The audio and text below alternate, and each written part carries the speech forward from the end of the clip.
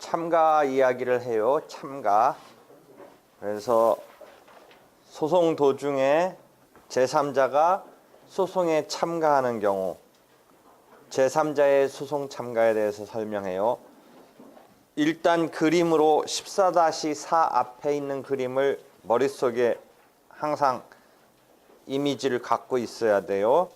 왼쪽이 원시적으로 공동소송이 되는 경우고, 오른쪽이 후발적으로 공동소송이 되는 경우인데, 주로 후발적으로 되는 것을 우리가 상상해 본다면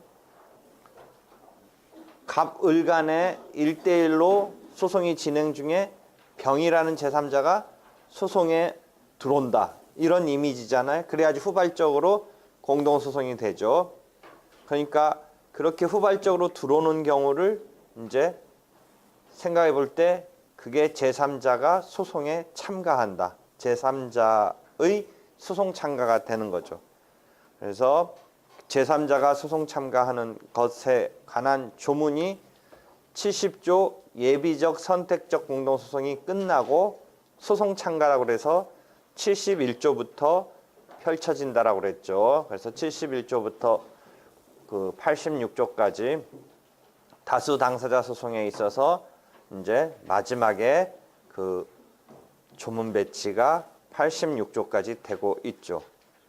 그래서 우리가 참가 이제 입에 배워야 돼요. 그 참가라는 이야기가. 그러니까 원시적으로 처음부터 공동소송이 되는 경우, 그 다음에 지금 후발적으로 공동소송이 되는 경우, 여기서 주로 우리가 이제 참가를 이야기하려고 한다라는 거죠. 후발적으로 추가하는, 공동소송인으로 추가하는 경우에 대해서 애초에 통상의 공동소송 관계와 애초에 필수적 공동소송 관계의 두 타입 중에 통상의 공동소송의 관계에 불과한 상황이라면 후발적인 추가를 함부로 인정함에 있어서 실무는 인정하지 않으려고 한다라고 그랬죠. 필수적 공동소송의 경우에 있어서는 누락된 자를 그대로 놔둔 채 그냥 진행해봤자 필수적이니까 공동소송인이 전원이 되어야 되니까 이거는 거꾸로 오히려 부적법 각하돼요. 만약에 누락된 자가 있은 채 진행이 되면 결국은 부적법 각하돼요. 그 소송은 본안도 못 들어가고. 그러니까 오히려 필수적 공동소송 관계의 상황이라면 후발적으로 추가하는 루트가 있어서 그것을 이렇게 충족시켜줘야 되죠. 그것을 그러니까 충족시켜줘야 되는 게 필요한데, 다행히 후발적으로 추가하는 것이 필수적 공동소송의 67조의 절차 진행에 관한 조문 다음에 막바로 누락된, 탄루된 필수적 공동소송인을 추가하는 조문이 68조에 있죠. 다만 조금은 그 요건이 한정적이죠. 원고의 신청에 의해서 제3자를 이제 소송에 이제 들어오게 하는데, 그 경우에 1심 소송 진행 절차에 한정해서 인정하고 있죠. 즉 조문대로 한다면 2심 절차에서는 안 되는 거죠. 그다음에 원고로 끌어들이는 것은 그 들어올 사람이 동의를 해야 된다, 뭐 이런 요건이 68조에 걸려 있죠. 한편 이 68조는 원고의 신청에 의해서 제3자를 끌어들이는 건데, 제3자가 스스로 니들하고 같이 들어가서 소송해야 된다고 하니까 들어가겠다 라고 하는 것은 또 68조가 커버하고 있지 않아요. 그러니까 68조는 기존 당사자가, 즉 원고가 끌어들이는 상황이죠. 그러니까 아까 그 공동소송 벌어지는 그림에 보면 후발적인 부분에 대해서 기존 당사자가 후발적으로 제3자를 당사자로 끌어들이는 경우와, 밑에 보면, 그림의 밑에 보면 제3자가 주도적으로 들어가는 경우, 그 다음에 법원에 의해서 변론이 병합되는 경우 이렇게 3등분되어 있어요. 그림에 가서 보면 3등분되어 있어요. 그 그림에 14-4 앞에 있는 그림 보면 후발적이라는 그 부분 써보면 가운데 이 분류에 보면 당사자가 주도하는 분류가 있고 제3자가 주도하는 분류가 있고 그 밖의 경우가 있죠. 원시적의 경우에는 제3자가 주도해서 한다라는 개념을 설정할 수가 없어요. 원시적인 경우는. 그런데 후발적인 경우는 제3자가 들어간다. 스스로 들어간다. 이런 개념이 있을 수 있기 때문에 그 그림이 나오는 거예요.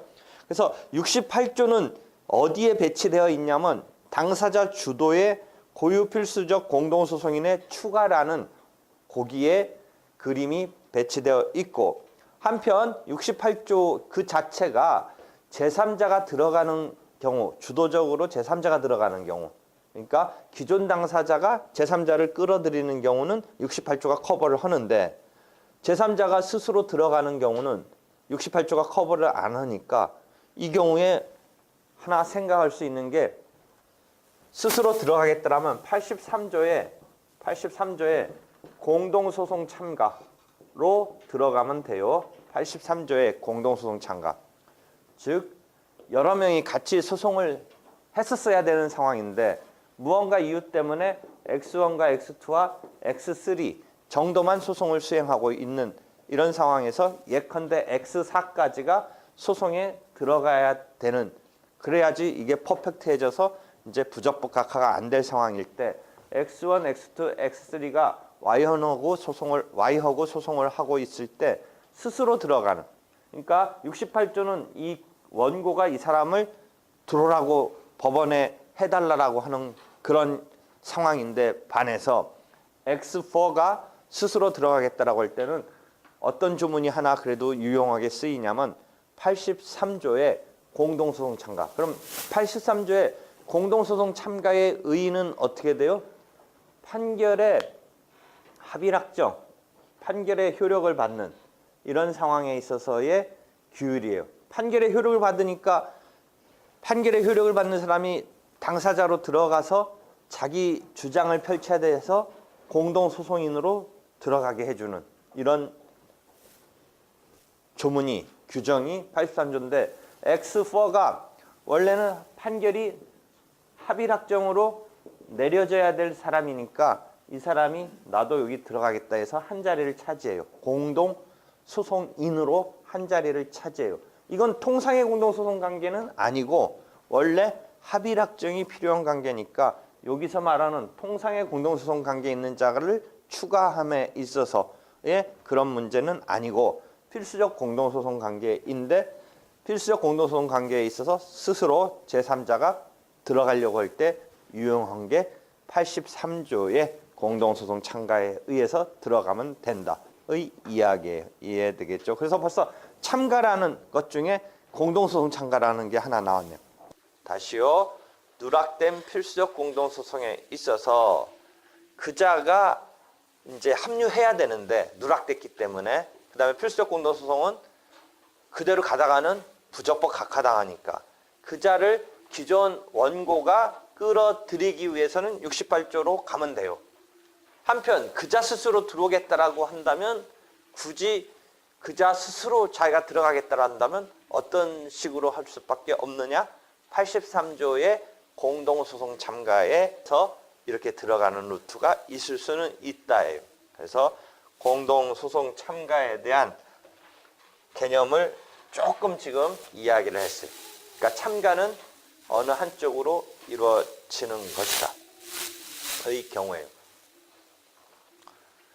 한편 그거와 대칭되는 공동소송 참가와 대칭되는 참가 중에 독립당사자 참가라고 하는 개념도 있어요. 독립당사자 참가. 독립당사자 참가니까 어감이 어때요? 공동소송 참가는 어느 한쪽에 공동소송인이 된다라는 느낌으로 이해하면 되는데 독립당사자 참가는 느낌이 그럼 어때요? 어느 한쪽에 공동소송인이 되는 게 아니라 제3의 스스로의 당사자가 되는 거예요. 되게 특이한 거예요. 우리의 어떤 소송은 이 대칭인 원고 피고를 상정해서 1대1로 전개하고 또는 원고 피고가 복수로 등장하고 양쪽 다든 뭐 어느 한쪽이든 이렇게 대칭되는 축만 생각했는데 이제 새로운 하나 이 모델이 제3의 축이 등장하는 거예요. 어떤 상황이냐? 갑과 을이 뭔가 물건을 놓고 싸움을 하고 있어요. 갑과 을이 어떤 물건에 대해서 싸움을 벌이고 있어요. 갑은 갑 나름대로 자기 거라고 하고 있고 을은 을 나름대로 예컨대 뭐 자기 거라고 하고 있는 거의 싸움이에요. 그래서 갑이 그 물건에 대해서 을에게 내 거다 라는 취지로 인도 청구를 했어요. 그 물건에 대해서 인도 청구를 하고 있어요. 그런데 가만히 보니까 병이 참 황당해요. 이 갑과 을이 서로 자기 거라고 싸우는 그 물건은 자기 건 거예요. 병의 입장에서 보면 자기 거예요. 그러니까 황당한데 병의 입장에서는 자기 거니까 갑을 싸움에 그것을 무시하고 병 입장에서는 현재는 이 물건을 을이 점유하고 있기 때문에 갑이 을한테 내놓으라고 했는데 병의 입장에서는 갑이 뭐 그렇게 하든 말든 참 내 거 같고 이상한 놈이 지금 뭐 하고 있네라는 생각으로 병이 그냥 갑 무시한 채 자기 거니까 을을 상대로 자기 나름대로 점유하고 있는 을한테 인도 청구를 하는 이런 소송만 내도 뭐 문제될 건 없어요. 그런데 갑이 을한테 벌이는 소송을 무시하고 병이 을한테 스스로 자기 청구만 내서 이기더라도 누구한테만 이기는 거예요. 을한테만 이겨서 인도받을 수 있는 권리가 생기는 건데 전국적으로 갑도 한편에서는 자기 거라고 하는 이런 상황에서는 갑과 병의 입장에서 갑을 무시하고 이렇게 할 수도 있지만 이왕지사 갑도 싸움을 걸어서 갑한테 이겨놓으면 두루두루 이겨서 이제 완전히 되는 거죠. 이렇게 해서 이겨봤자 이건 누구한테만 이기는 거예요? 우리가 판결은 상대적 효력이니까 을한테만 이긴 거잖아요. 그러니까 아예 이렇게 이 소송을 벌이고 있는 것을 전제로 이 인도 청구를 이렇게 내는 것과 함께 갑한테 네 소유권, 내 소유권 가려보자 하고 소유권 존부에 대해서 확인을 청구하는 소송을 여기다도 걸어요. 이렇게 되면 병은 갑이나 을의 어느 한편이 되는 게 아니라 갑이나 을의 어느 한편이 아니라 제3의 어떤 당사자로서 이 기존 소송에 참가하는 이런 경우를 독립 당사자 참가라고 그래요. 79조가 이를 규율하고 있어요. 그러니까 자기 권리가 침해되고 있다. 또는 갑, 을 간의 어떤 청구가 자기를 해치려고 하고 있다. 뭐 이런 권리 주장 참가라든지 사회 방지 참가라는 두 가지 타입이에요. 자기 권리를 주장하면서 참가한다든지 그 사회 행위라는 것을 방지하기 위한 참가라든지 하는 두 타입이 있어요. 두 가지 타입이 있어요. 권리 주장을 하면서 또는 사회 방지를 위해서 이런 식으로 제3의 당사자로서 들어가는 경우를 이제 독립 당사자 참가라고 하면서 79조가 이를 규율하고 있어요. 이해돼요? 그래서 특이한 거예요. 근데 지금 이제 공동소송 참가 조금 얘기했고, 그 다음에 독립당사자 참가를 이야기했고, 그 다음에 이제 이런 전제하에 지금 참가 중에 보조 참가라는 것으로 하나 또 등장시키는 거예요. 보조 참가는 이제 느낌이 어느 거예요? 두 당사자가 벌이고 있는 싸움에 제3자가 들어가는데 보조라는 말이니까 어떻게 돼요? 당사자가 되는 게 아니라 승소를 도와주는 의미에서만 등장하는 거예요. 그러니까 갑을 간에 갑이 어떤 채무 채권 관계에 대해서 보증인이었던 병을 상대로 청구를 하고 있는데 주채무자 을의 입장에서는 자기한테 청구가 들어왔으면 자기는 이제 주채무가 소멸됐다라고 따질 텐데 자기한테는 말하지 않고 있고 보증인한테만 청구가 들어갔어요. 보증인에 대한 청구는 뭐겠어요? 주채무를 전제로 보증관계에 의해서 보증계약 관계에 의해서 병을 물고 늘어지는 거죠. 병을 물고 늘어져요. 그러니까 을의 입장에서는, 주채무자 입장에서는 자기한테 들어왔으면 주채무가 소멸됐다 뭐 등등 막 따지려는데, 소송 바깥에서는 뭐 말로는 그렇게 얘기하겠지만 소송에서 판사한테 판단받기 위한 말에서는 지금 을은 당사자가 아니고 병만이 피고예요. 근데 병이 이 주채무의 소멸관계를 막 제대로 말을 못하게 주장을 못하고 있어요.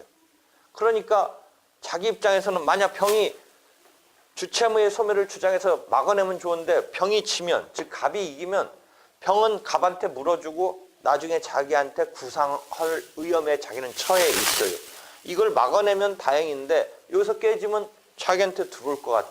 이제 구상관계로 들어와요.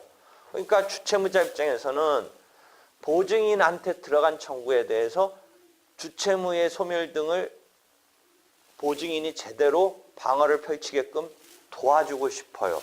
그랬을 때 이 주채무자가 어느 한편의 승소를 위해서, 일방의 승소를 위해서 들어가는데, 당사자로 들어가는 게 아니라 보조로, 승소를 위해서.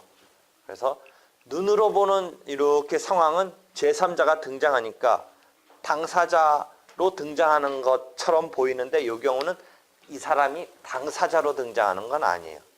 왜냐하면 이 사람은 지금 당사자로서 갑이 공동으로 을과 병을 걸었으면 모를까, 병만 걸었을 때 이 소송과 을의 관계는 일단 판결의 효력 자체와는 관계없고 구상을 당할 위험에 처하는 정도의 관계만 있어요. 그래서 이 소송의 결과에 대해서 이 병이 법률상 이해관계가 있기 때문에 들어가는데, 자기가 판결의 효력 그 자체를 받는 건 아니에요. 보증인과 주채무자는 독립이잖아요, 서로. 그러니까 보증인한테 내려진 판결 그 자체가 보증인이 졌다면 주채무자도 갑한테 증거가 되는 건 아니죠. 개별이라고 그랬죠. 그러니까 판결의 효력을 받는 자가 아니에요. 만약 판결의 효력을 받는 자라면 스스로 자기 주장을 펼칠 기회가 보장돼야 돼요. 내가 항상 얘기하듯이 필수적 변론이라고 해서 판결을 함에 있어서는 공개된 법정에서 자기 변명을 펼칠 기회가 펼쳐져야 되는 변론이 있어야 된다, 이 이야기를 했는데, 즉 판결을 받으려면 자기 이야기를 독립적으로 할 수 있는 그런 것이 전제돼야 되는데, 이 주채무자가 만약 이 판결의 효력을 받는 자라면 그렇게 당사자가 돼야 되고, 그랬을 때는 판결의 효력을 받는 자라면 아까 가르쳐준 당사자로서 들어갈 수 있는 제도인 83조의 공동소송 참가로 들어가면 되는데, 지금 판결의 효력을 받는 자는 아니기 때문에 뭔가 참견은 하고 싶은데 당사자로 들어갈 수는 없어요. 그래서 이 사람의, 그럼 들어가려면 그래도 무슨 이유는 있어야 돼요. 그게 소송 결과에 대해서 이해관계가 있어요. 소송 앞 전개되고 있는 사건에 이렇게 이해관계가 있는, 법률상 이해관계 있어요. 병에 대해서 어떤 이해관계가 있어요? 이 사람이 지면 구상을 당할 위험에 있으니까 법률상 이해관계 있어요. 만약 주채무자 지금 구상당할 위험인데 이게 주채무자가 아니고 병이라는 친구가 소송을 당하고 있을 때 친구 을이 얘가 소송에서 이기게 되면, 즉 막아낼 수 있다면 떡볶이 사준다고 했다. 너 법대 다니니까 나 이기게끔 어떻게 서포팅 해라. 내가 이기면 떡볶이 사주겠다. 라는 그런 경제적, 감정적 친구라는, 또는 떡볶이라는 경제적, 친구관계라는 감정적, 이런 관계는 법률상 이해관계가 아니니까 들어갈 수가 없어요, 이 사람이. 지금 이 주채무자가 들어갈 수 있는 거는 구상을 당할 위험에 있어요.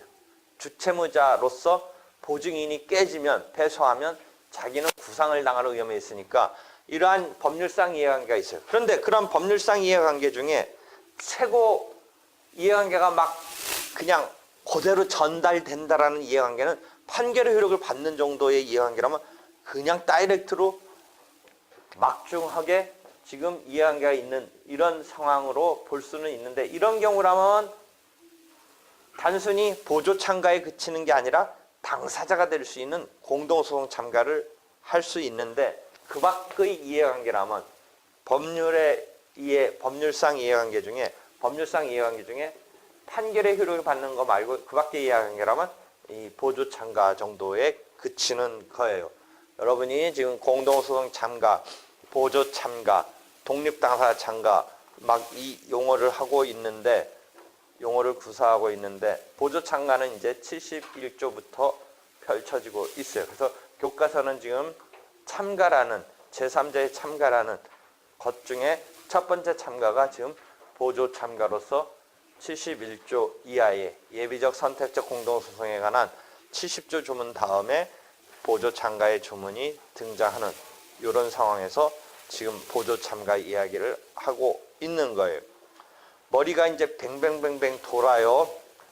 보조 참가, 독립 당사자 참가, 공동소송 참가, 조문상으로 이렇게 나오네요. 보조 참가와 독립 당사자 참가 사이에 71조부터 보조 참가가 있고 79조가 독립 당사자 참가가 있는데 그 사이 78조에 공동소송적 보조 참가가 또 하나 나와요. 이번에는 공동소송적 보조 참가. 아이고 머리 뱅뱅 도는데 하나 더 이제 마지막 하나 또 참가가 나오네요. 공동소송적 보조 참가는 뭐예요?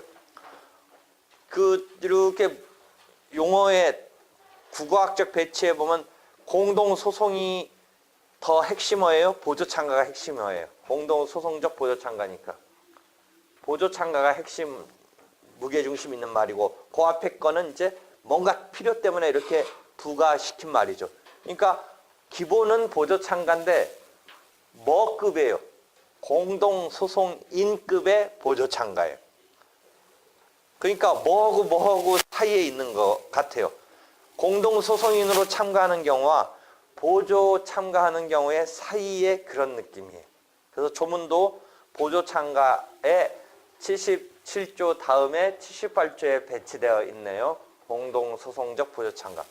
그러니까 기본은 보조 참가인데 무슨 급의 위치 부여를 하냐면 당사자, 공동소송인이 되는 급을 부여하고 있어요. 그래서 공동소송인급으로 위치 부여를 하고자 하는 그렇지만 보조 참가이다 라고 해서 공동소송적 보조 참가예요. 그럼 어떤 경우냐? 아까 판결의 효력을 판결의 효력을 받으면 기본적으로 자기가 판결의 효력을 받으니까 소송에서 어떻게 해야 되겠어요? 당사자가 돼야 돼요. 당사자로서 막 자기 변명을 펼쳐야 그 판결의 지속자로서 효력을 받는 건데 판결의 효력은 받긴 받는데 무언가 다른 이유 때문에 당사자가 될 수 없는 한계를 갖고 있는 사람이 있어요. 판결의 효력을 받는데 무슨 이유에 있어서 즉 소송을 제기할 기간을 놓쳤다든지 뭐 이런 제소기간을 경과했다든지 제척기간이 경과했다든지 뭐 이런 것 때문에 제척기간의 경과 등에 의해서 당사자로서 소송을 지금 주체성을 부여받을 수가 없어요. 그렇지만 판결의 효력은 받고 있어요. 이런 자를 위해서 주체성이 없으니까 공동소송인이 될 수 있는 참가는 못하지만 그래서 할 수 없이 보조 참가의 급으로 이제 참가할 수밖에 없지만 그 지위를 순수한 보조 참가인급에 머무를 게 아니라 판결의 효력을 받는 자니까 공동소송인급으로 해주기 위해서 하나 설정한 개념이 공동소송적 보조 참가예요. 판결의 효력은 받는데 판결의 효력을 받기 때문에 스스로 당사자가 되어야 되지만 스스로 당사자 또 되려고 했더니 무언가 이유 때문에 당사자가 될 수 없어서 할 수 없이 그 소송에 당사자로는 들어가지 못하지만 즉 보조 참가로 하는 것은 법률상 이해관계로서 판결의 효력이라는 것은 당연히 법률상 이해관계에 있는 자니까 보조 참가는 할 수 있는데 그 급을 공동소송인급으로 해주기 위한 참가이다. 이해되겠어요? 그래서 참가에는 지금 네 가지를 이야기했어요. 얼렁뚱땅 막 얘기했는데 네 가지가 나왔어요. 보조 참가, 조문 순서로 치면 71조의 보조참가, 그 다음에 78조의 공동소송적 보조참가, 79조의 독립당사자 참가, 그 다음에 83조의 공동소송 참가, 네 가지가 나왔어요. 이 네 가지 참가가 머릿속에서 막 잘 구사가 돼야 돼요. 그렇지 않으면 이제 안 돼요. 예컨대 보증인에 대한 청구에 대해서, 채권자의 보증인에 대한 청구에 대해서 주채무자가 들어간다. 주채무자가 들어간다. 그럼 어떤 참가냐? 만약 들어가려면 주채무자가 판결의 효력을 받는 자냐 아니냐? 아니다. 그러니까 판결의 효력을 받는 자가 아니다. 그러니까 공동소송 참가나 이런 건 생각할 필요 없다. 그렇지만 판결 효력 그 자체 받는 건 아니지만 구상관계에 내몰릴 위험이 있어서 법률상 이해관계는 있다. 그래서 주채무자 입장에서는 보증인이 패소하게 하지 않기 위해서 보증인을 도와주기 위해서 보조참가 71조에 보조참가를 할 수 있다. 뭐 이런 거예요. 이해되겠죠? 예컨대 이런 경우 주주 중에 일부가 회사의 주주총회 결의에 대해서 문제 삼아서 주주총회 결의 취소 소송을 냈다. 그러면 이 주주의 주주총회 결의 취소 소송의 일부 주주가 낸 것은 나머지 주주도 이제 다 효력을 받아요. 그래서 그냥 너 잘하고 있다라고 하고 보고 있으면 되지만 한편 이미 그렇게 됐으니까 또 다른 주주도 나도 거기에 같이 껴서 나도 주주니까 만약 하겠다라고 한다면 어떤 참가가 될지 생각해 보세요. 다시요. 주주 중에 일부가 회사의 주주로서 그 주주총회에 뭔가 문제 있다고 그 결의에 대해서 소송을 냈어요.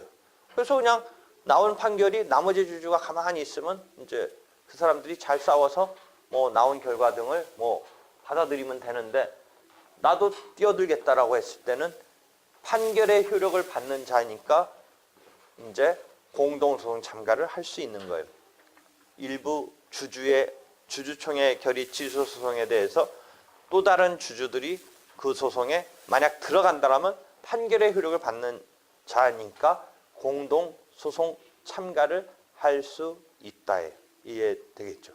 되겠어요? 그 다음에 독립당사자 참가는 아까 갑이 을한테 어떤 물건에 대해서 소유권이 분쟁이 되니까 점유하고 있는 자한테 내 거라고 내놓은 청구에 대해서 그 소송에 대해서 제3자인 병이 자기 소유권을 주장하면서 갑에 대해서는 소유권 확인 청구를, 그 다음에 을에 대해서는 자기한테 인도할 것을 양쪽을 이렇게 걸면서 삼면의 형태로 대립당사자 구조의 틀에서는 조금 이례적인 이런 틀을 만드는 게 독립당사자 참가예요. 이해되겠죠? 되겠어요? 그런 식으로 지금 제3자의 소송 참가에 대한 것이 쭉 펼쳐져요. 그래서 상당히 머릿속에서 이게 뱅뱅뱅뱅 맴돌다가 책만 읽을 때는 그렇게 되는데 잘 이해해야 돼요. 그래서 그 점에 대해서 예를 하나씩 정확히 알고 있으면 조금 이해에 편할 거예요. 예컨대 공동소송적 보조참가는 어떤 경우냐면 파산이 선고되면 그 파산된 채무자가 스스로 재산의 관리 처분권을 행사할 수 없어요. 파산이 선고되면 누구에게 이 재산 관리가 넘어가냐면 파산 관제인이 선임돼요.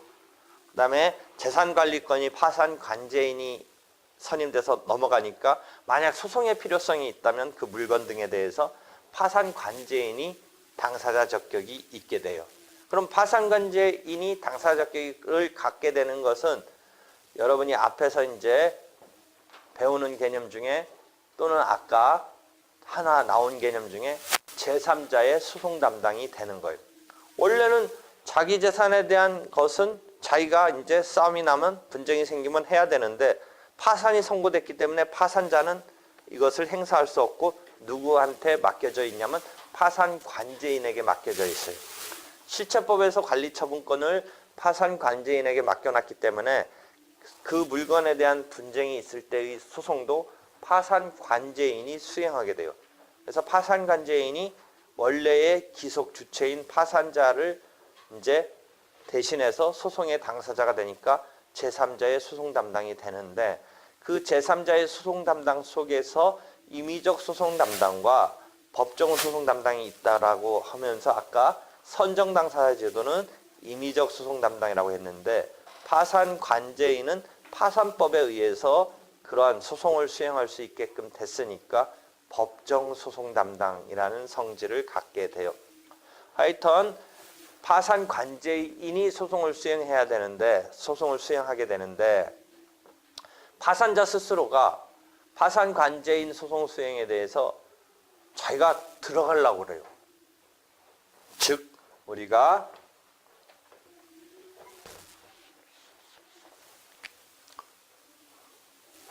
병이 재산을 잘 관수해서 파산이 선고됐어요. 병이 파산이 선고되면 이 병의 재산을 관리해줄 갑이 파산관제인으로 등장해요. 그 다음에 소송 수행도 이 사람이 해야 돼요. 그래서 이 성질은 법정 소송 담당이에요. 파산법에 의해서 제3자가 소송 담당을 하게 되는 이런 상황이에요. 그래서 결국 분쟁이 생겨서 을이라는 상대방에 대해서 소송을 수행함에 있어서 갑이 받은 판결은 이 물건에 대한 어떤 싸움의 승부는 누구 것 싸움이냐면 병의 재산에 대한 싸움을 갑이 파산관제인으로서 하는 것이니까, 파산관제인으로서 하는 거니까 실제 갑이 받은 판결 218조 3항에 의해서 누구에게 효력이 생기냐면 병에게 생기죠. 소송 담당자로서 제3자가 소송을 수행한 결과는 원래의 주인인 이 귀속 주체한테 미친다. 판결의 효력의 상대적 효력에 대해서 제3자에게 확장되는 것이 218조 3항의 그런 경우죠. 예컨대 선정 당사자가 받은 판결의 효력은 원래 선정자, 원래 등장했었어야 되는 그자들에게 미쳐야겠죠. 원래 그자들 권리잖아요. 원래 배후에 있었던 그 사람들 권리를 선정 당사자가 이제 담당자로 나와서 싸운 거니까 그 사람은 소송상 당사자가 된 거지 원래 이제 이익기속 주체가 배후에 있는 거고 그 사람들한테 기속이 돼야겠죠. 이 파산관제인의 경우도 파산관제인이 이제 파산법에 의해서 소송을 수행할 수 있는 권리를 부여받았지만 원래의 그 주인이 되어야 될 파산자한테 판결의 효력이 미쳐야겠죠. 그러니까 판결의 효력을 받는데 그러니까 효력을 받지만 무슨 이유에서든지 자기는 지금 이제 당사자가 그럼 될 수 있으면 제일 좋아요. 판결의 효력을 지금 받으려면 원래 자기가 당사자가 돼서 변론해서 자기 변명이랄까 주장을 펼쳐서 판결의 효력을 받는 게 가장 일반적인 정상적인 루트인데 이 파산관제인은 지금 뭐 때문에 셧아웃 됐어요? 파산자라는 것 때문에 지금 이 병은 소송에서 주체성을 파산관제인이 수행하라고 법이 이렇게 해놨기 때문에 셧아웃 됐어요. 셧아웃 됐지만 판결의 효력은 받아요. 그러니까 판결의 효력은 받지만 무언가 이유 때문에 당사자로서 들어가지 못해요. 당사자 적격이 없어요. 그러니까 이 사람한테 맞는 참가 유형은 뭐겠어요? 이 사람한테 맞는 참가 유형은 판결의 효력은 받는데 그럼 판결의 효력을 받으려면 제일 상황적으로는 당사자가 되어야 판결의 효력을 받는 건데 무슨 이유에서인지 들어갈 수가 없네요. 만약 판결의 효력을 받고 당사자로 들어갈 수 있으면 공동소송 참가를 하면 제일 좋아요. 그런데 지금 파산자는 당사자 적격이 없어요. 파산관제인에게 당사자 적격이 있지. 그렇지만 또 판결의 효력은 받아요. 그럼 이자는 어떻게 소송에 들어갈 건가? 의 문제에서 어떻게? 그렇죠. 공동소송적 보조참가로 들어가면 되죠. 즉 파산관제인의 승소를 보조하기 위해서 들어가는데 보조참가이긴 한데 그 지위는 어떤 급으로? 공동소송인급으로. 왜? 판결의 효력을 받기 때문에, 즉 보조 참가에 있어서 법률상 이해관계급 중에 아주 무지막지한 이해관계라고 볼 수 있는 판결의 효력을 지금 받는 자예요. 그러니까 이해관계 중에 더 막 어마어마한 이해관계는 없잖아요. 그 다음에 판결 자체를 받아야 된다면 원래는 당사자로서 자기 스스로 독립해서 뭔가 당사자로서 싸움을 벌여야 되는데, 자기 혼자 지금 독립적으로 이렇게 당사자급을 부여받으려 했더니 뭐해서 안 된다라고 하냐면, 너 당사자 적격이 없다라고 해서 당사자로 들어가 봤자 안 된다라고 하고 있기 때문에, 부득이 이 사람한테 보조 참가를 전제로 했지만 공동소송인급의 지위를 주기 위해서 설정된 78조의 공동소송적 보조 참가로 들어가면 돼요. 그럼 78조의 공동소송적 보조 참가로 들어가서 이 사람이 합류를 한 다음에 절차 진행은 어떻게 될 것 같아요? 우리가 여러 사람이 등장했을 때의 절차 진행은 70조의 예비적 선택적 공동소송이란 특수한 경우를 제외하면 66조 아니면 67조 두 가지 타입이 있는데, 66조는 일반적인 통상의 공동소송이고 67조는 통일적인 진행을 위해서 설정한 특칙인데, 이 경우에는 판결의 효력을 받는 자니까 판결이 서로 엇박자가 나면 되겠어요? 안 되겠어요?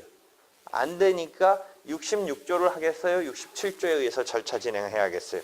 66조는 엇박자 나는 걸 예상할 수밖에 없는 이런 통상의 공동소송에 있어서 독립의 원칙인데, 그게 합의락정으로 가야 된다면 67조의 통일적 진행 등을 위한 규율을 따라야 돼요. 그런데 공동소송적 보조 참가는 들어가서 이제 보조 참가이지만 공동소송인급으로 지위가 부여되는데, 그럼 같이 공동소송인이 됐을 때, 후발적으로 됐을 때 그런 지위를 급으로 부여받은 상황에서 그런 급에서 어떻게 절차 진행이 돼야 될 건지를 보니까 공동소송의 절차 진행 중에 66조로 돼야 될지 67조로 돼야 될지를 생각해 봤더니 몇 조로 돼야 될 것 같아요?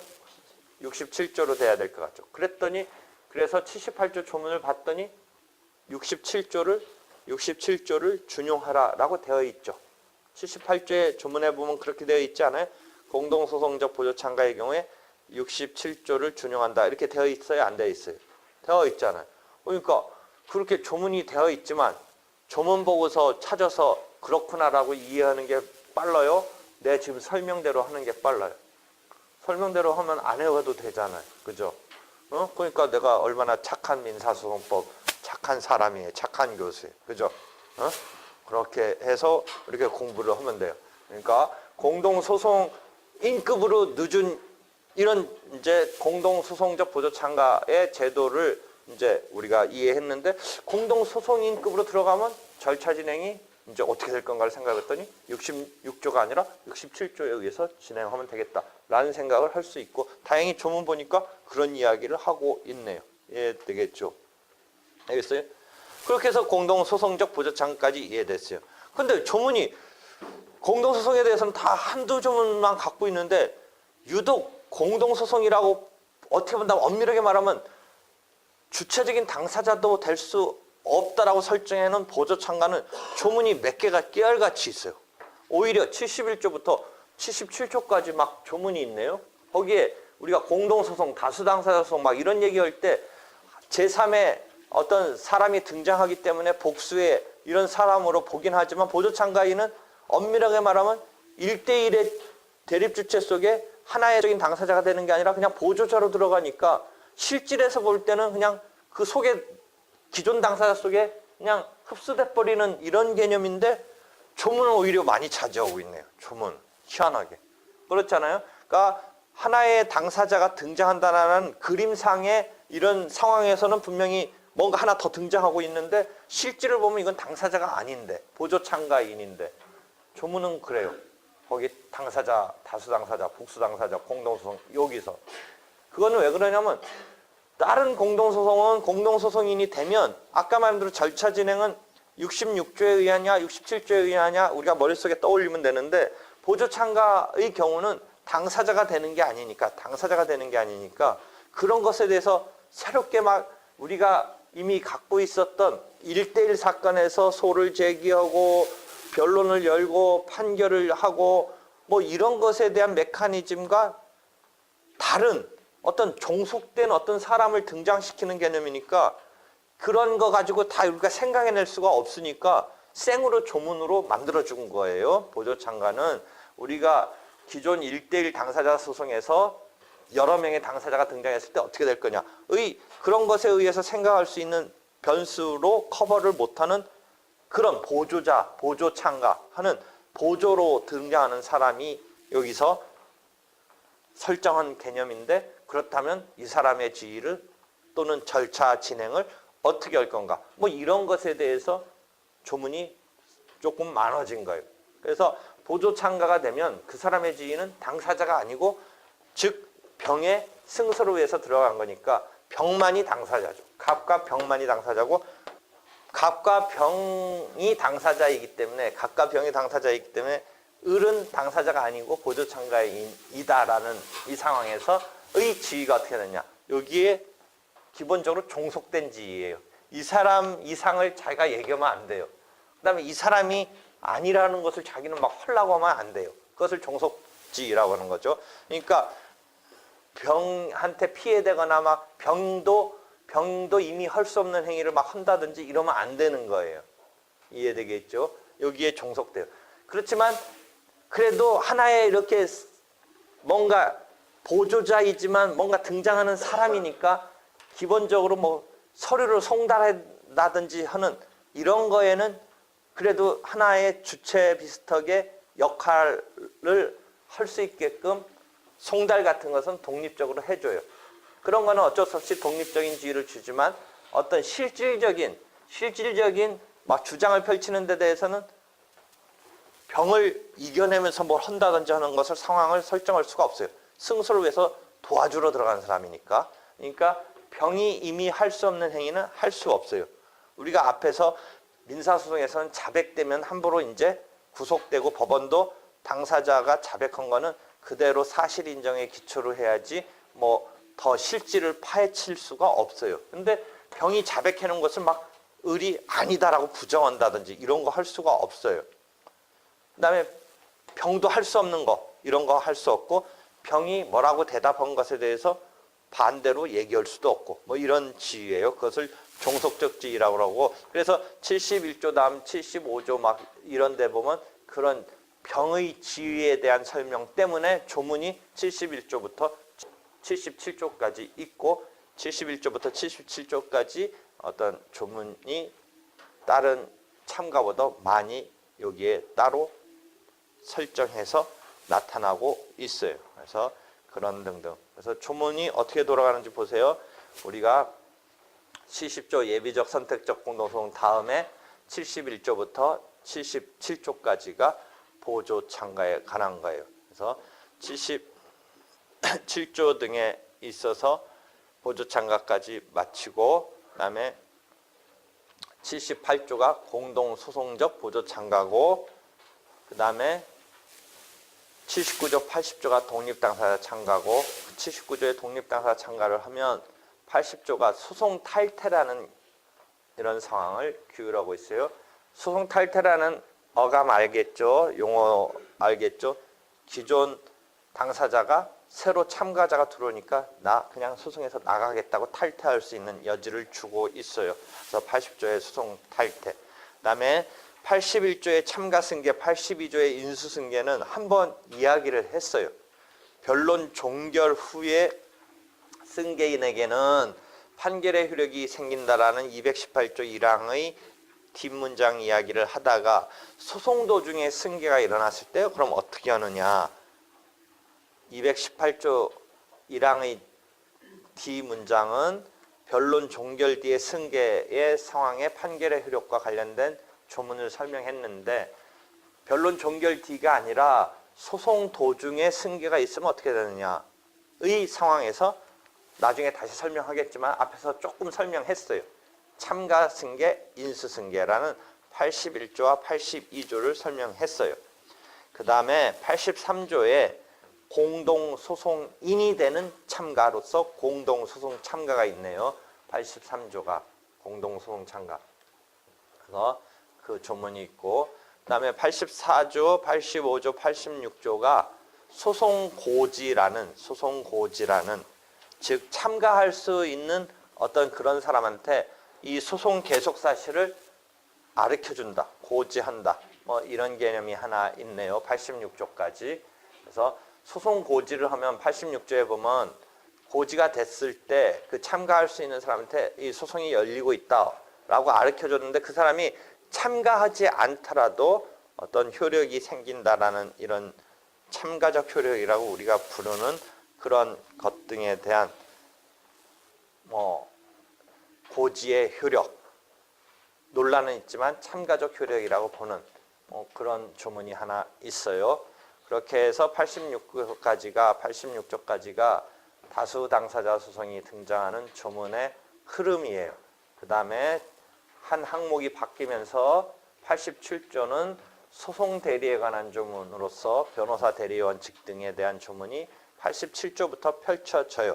그래서 다시 보면 우리가 지금 참가라는 조문은 71조부터 77조까지 다수 당사자 소송 속에서 지금 오늘 주로 개요로 본 4가지 참가에 관한 조문이 그 속에 배치되어 있으니까 조문 배치라든지 하나하나의 예 같은 거는 정확히 이제 알고 있어야 안 헷갈려요. 그렇지 않으면 교과서 읽을 때랑 책 덮고 그냥 생각해 볼 때랑 다 막막하게 막 왔다 갔다 해버리니까 정확히 조문과 하나 정도의 예, 각각의 참가에 대한 하나 정도의 예를 확실히 알고 있어야 자기가 정확히 그것을 이해해서 표현해낼 수 있어요.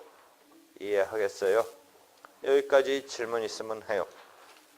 없으면 수고했어요.